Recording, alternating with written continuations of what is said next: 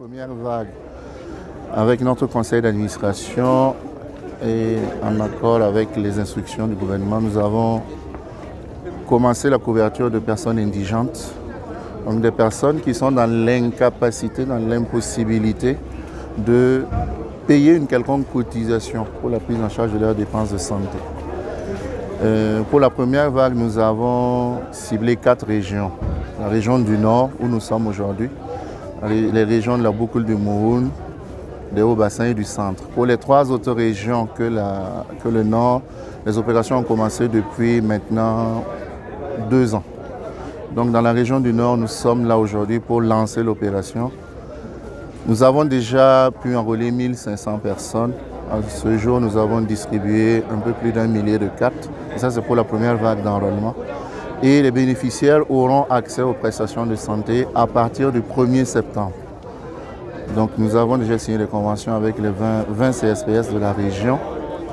Nous sommes en train de négocier avec notre partenaire sur le terrain qui est l'ONG ASMAD. Nous sommes en train de négocier avec le CHR du Nord, le centre hospitalier régional, pour que les soins de ce deuxième niveau soient pris en compte dans le cadre de la gratuité pour les personnes indigentes. À quoi elles ont droit? Elles ont droit à toutes les prestations, quasiment toutes les prestations offertes dans les formations sanitaires, sauf quelques exclusions, notamment les médicaments de spécialité. Mais sinon, nous couvrons autant les consultations, nous couvrons le laboratoire, les médicaments, les hospitalisations, la chirurgie. Pour l'instant, nous n'avons pas intégré les maladies chroniques. Vous imaginez un peu pourquoi. Nous voulons déjà nous assurer que les soins de santé les plus couramment servis dans les formations sanitaires soient mis à disposition de nos bénéficiaires et nous pourrons envisager dans un second temps l'élargissement du panier de soins, qui est déjà très large, parce que c'est un effort conséquent.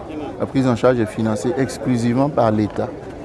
Et donc c'est quand même important que cela soit relevé et qu'un principe de prudence quand même soit pris en compte pour la pérennité du régime.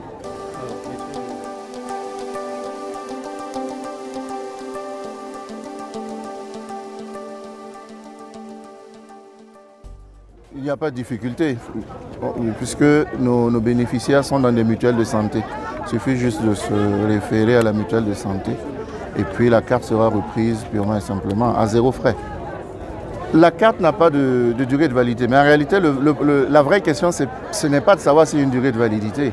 Vous pouvez avoir une carte qui dure 20 ans, mais si l'offre de soins n'est pas achetée par la Caisse nationale d'assurance maladie, vous pourrez vous présenter 20 ou 30 fois dans une formation sanitaire sans forcément avoir la prestation ou l'avoir en payant de votre poche. La vraie question, c'est surtout la question de la durabilité. Et à ce niveau-là, je pense que la politique de la gratuité des soins pour les femmes et les enfants a déjà démontré l'engagement du gouvernement à assister les populations sur les questions de santé.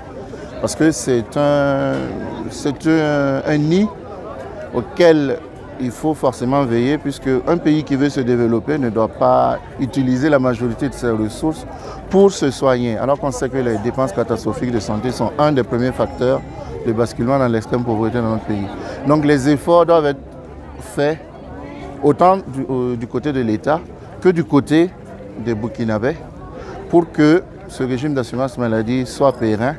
Cette première vague concerne des citoyens pour lesquels l'État finance, mais une deuxième vague viendra où chacun devra cotiser pour que le système soit périn. À ce niveau-là, nous, on s'occupera d'interpeller les uns et les autres, d'éduquer les populations à la mutualisation des dépenses de santé.